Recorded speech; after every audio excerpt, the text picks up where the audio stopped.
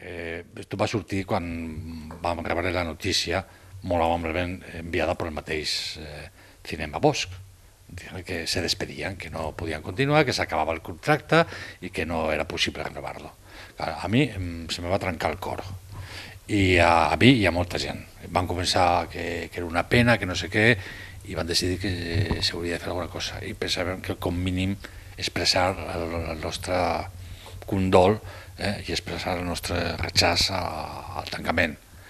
I hem fet una carta, hem fet una fulla d'estes de signatures i hem començat. La idea és repartir-la a tot arreu, per exemple, als bares del voltant del cinema, com per exemple el 36 bis, el de Gust o la Toscana, hi ha fulles. Al Willy Beans també anirà, a les llibreries portarem tant a la Llorenç com a la Mulassa. Una iniciativa privada d'una amiga meva i meva que estaven plorant per el tancament del Bosch i van decidir que com mínim havien d'expressar el nostre condol i van començar. O sigui, no hi ha cap sistema organitzatiu ni representem a ningú més que nosaltres. El contracte que té l'Ajuntament amb la família Juncosa, crec, expira, segons la carta, el 31 d'aquest mes, expira ja. O sigui, ja està tancat el cinema. La idea és que l'Ajuntament es repensi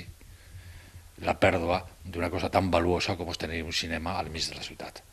Jo crec que una ciutat és una ciutat si té cinema. Si no té cinema, no sé, un dormitori obrer o no sé el que seria, però una ciutat dormitori ja li sobra el nom de ciutat. La vida urbana té unes característiques, ha de tenir una biblioteca, ha de tenir un teatre, ha de tenir un cine. I si no té un cine, pues serà tristíssim. Els cines Lauren, que no sé si aguantaran molt, per cert, estan molt lluny. Hi ha un munt de gent, jo mateix, que no tinc cotxe, que al Lauren no anem, o anem rara vez. Aunque no és molt explícit en la carta, sembla ser que requeriria una despesa que sembla ser que no tampoc és tan important, crec jo. En tot cas, sempre, quan arribem a aquest punt, sempre hi ha una qüestió que és la voluntat política. Si uns senyors que governen consideren que una ciutat sense cine no passa res. Jo crec que sí que passa, jo crec que és greu i que és molt trist.